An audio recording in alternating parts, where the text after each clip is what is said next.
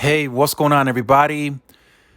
This is Tyrone back with Tech Life, and this will be a recap to Verizon announcing their quarterly earnings this morning. I've received a lot of messages. People are telling me, why is it not good? Why is this bad? Their revenues are up, the profits are up, free cash flow's up year over year. So I kind of got bombarded with messages left and right, email, direct messages, and it's a problem, and it's a big problem because the timing is wrong. We're still in the pandemic, and even post-pandemic, people are still going to be price conscious. So it's wrong timing for Verizon to approach a go-to market strategy that completely solidifies them as premium. People already perceive that. Well, Verizon is just making it worse, and they're accelerating that perception. So customers that are with them already perceive them as expensive. So now on the next go around, if there's not a good enough deal, they will start shopping elsewhere. And that's exactly what's happening. If you look at this article, it states Verizon misses subscriber estimates or hurdle in the 5G race. They took losses today, and they didn't just take a loss. They took a massive loss. They lost almost 200,000 postpaid customers. Now, is that a big deal? Maybe not. It's Q1. Q1s are usually slower. Q1s in previous histories are usually geared more towards prepaid because it's tax season, and customers usually go buy devices outright, and they usually go to prepaid. So prepaid is usually a bigger winner in Q1 when it comes to growth. So yeah, we can put it on Q1, but here's one thing, and I'll just go ahead and I'll get this out the way. T-Mobile is going to clean Verizon's clocks. They're going to clean Verizon's clocks, and I'll go on record and say this. Yeah, we can debate all day long. The network differences are going to be there. Verizon's going to be still the larger network, the more better network, the more premium network. T-Mobile is going to lag behind. Fine and dandy. I've said this in the previous video. As long as T-Mobile is going to keep growing the way they are, it fits their strategy. They're going to laugh to the bank. Yeah, they may have lower margins. Yeah, they may make less profits. It doesn't matter. It's their strategy. It's what their investors like. It's what the company wants. It's a winning pedigree for them. In recent reports, T-Mobile's stock is undervalued by 22.8%. It's trading at about $130. They think it has a $240 price tag the last time I saw it. That's insane. So that means their perception is changing. The brand perception is changing. People are trusting them more. And they're good at marketing. They're just the best at marketing. So it's working. So I wanted to get that out the way because it seems Verizon is stubborn. They internally, I can bet you they know that a correction has to come at some point. You can't sustain a model where you lose 200,000 customers.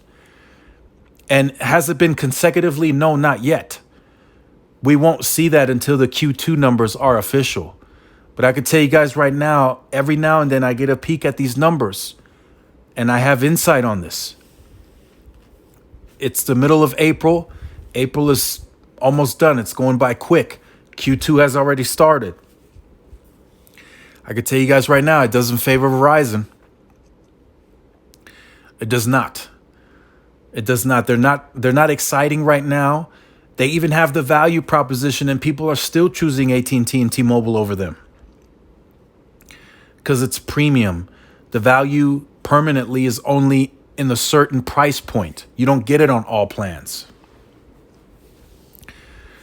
So again, Verizon, I think, and this is just my future predictions on the insight that I get, and then some of the commentary that I go through and then that I read through.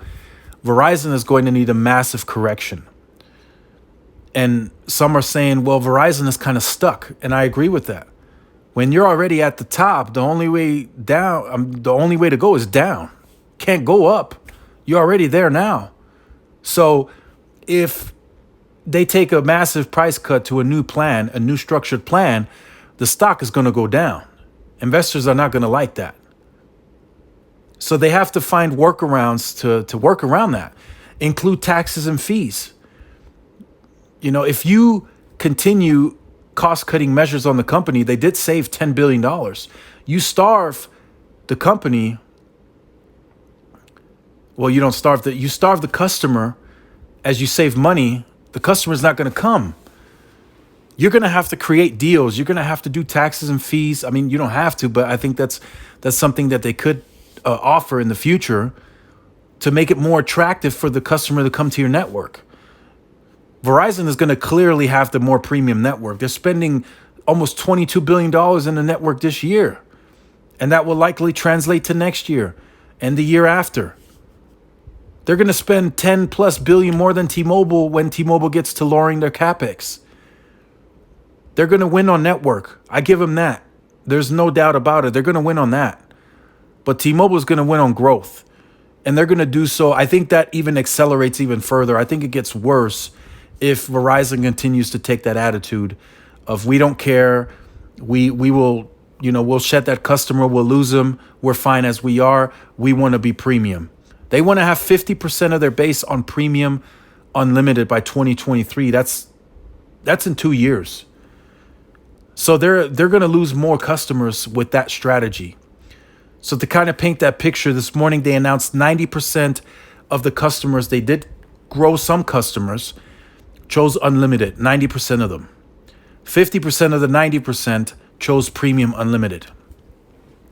So the entry price point for unlimited, I think it's 4 lines for $35. It's really an offer to get you in the door, to entice you to call or go to the store. As you go in the store, I've been in this business before. I can guarantee you the sales rep that's in there is not trained to keep you on that plan. They're trained to sell you on the higher end offerings. With the get more, you get this, and this for this price. With the play more, the do more, you get this, and this for this price. That is what they're trained on. That's a metric of theirs, a percentage that they have to hit. If that sales rep just continues to keep you on the starter plan, all the customers that come in, it will be considered a failure. So that is something that Verizon has to overcome. They have to be more flexible. They have to be a little more consumer friendly, and they have to play fair in the market, I say. Because it's not 2005 anymore. You don't have the overall dominant network. AT&T is catching them big time. Root metrics are showing it. T-Mobile's network is getting better as they add N41 onto their grid. AT&T is going to explode with C-RAN small cells, so that means more millimeter wave will come into the market as well. They're growing their network natively. Verizon bought into a lot of the network size that they have now. They purchased regional carriers. Some of them are operating the networks on their end. So they purchased network infrastructure to gain the size. AT&T wants to get there natively with FirstNet. So they're expanding at a rapid pace I've never seen before. So when Verizon loses a customer now, it's going to cost them a lot of money to gain that customer back. A huge amount of money. So why not make the correction now? I'm hearing the retention plans are garbage. They're not even trying to keep the customer anymore. The plans are structured for the ultra wideband network, which is going to include C-band, millimeter wave, potentially CBRS. I haven't gotten to the bottom of that yet. It's not going to work. I tweeted this to Ronan Dunn over the weekend. I said it flat out. I was like, your go-to-market strategy is going to fail. It's going to be a massive failure, and they know it. But they're continuing to play it off because they're able to boast higher revenue and higher profits and I think it was 2.4% growth in wireless revenue. That's fine, but if you continue losing customers, it's going to hurt. It's like you go into a burger place and the owner is losing all the customers in favor of the premium. So the premium customer keeps continuing paying $20, which, is at some point it's going to get staggering. And because he's getting no new customer coming in paying $5, $10, $15. So he's just getting the same customer paying $20 over and over again. but he's not growing, so he's not seeing any growth. And that's kind of what's happening with Verizon. At some point, that premium is going to it's going to be staggering. It's just going to flatline. And while everyone else is going to start growing, AT&T is going to start getting people onto their fiber. When they come to wireless, they're going to lock them in on TV. That's going to be a harder customer to get back for Verizon. T-Mobile is going to do the same. They're going to lock in customers with their home internet, with wireless, and then they're going to give them a discount on Philo and YouTube TV. So they're going to try to lock that customer down a little more. And they're very competitive at it. I think T-Mobile becomes even more competitive. Just on marketing alone and perception, that can be considered competitive. It doesn't have to be more free lines. It doesn't have to be giving the phones away for free. Just perception and marketing can make them more competitive. And of course, the network expansion, competing in rural, competing for first responders, whatever they want to compete in, they will get more aggressive and competitive. And that's exactly what's happening. And it's not just T-Mobile, it's AT&T, it's Charter, it's Spectrum Mobile, it's Visible, it's own MVNO. Everybody's coming for them. And then when Dish comes into the market sideways with lower pricing, they'll be the fourth player. They'll disrupt. And some of those Verizon customers may even end up on Dish. So just take that into consideration as you make up your mind. I know it's confusing as to what strategy Verizon is really sending to the market. With this recent promo, it's like, well, do you want to grow or do you want to lose customers? Do you want to be premium? Well, what is it? So they're not really sending a clear message to the market. They're telling the market that their strategy is working, their 5 vectors of growth, because they are growing on money and financials, but losing that many customers, if that goes into Q2, Q3, Q4, it will become a problem. It will. I can tell you that right now. If they have a similar loss into Q2, I'm going to grill them. I'm going to ride them because I know that the strategy is not working. And the other networks continue getting better. Every 6 months is a long time in the wireless industry, and there's huge advancements within that time frame. So again, let me know in the comment section down below how you feel about this.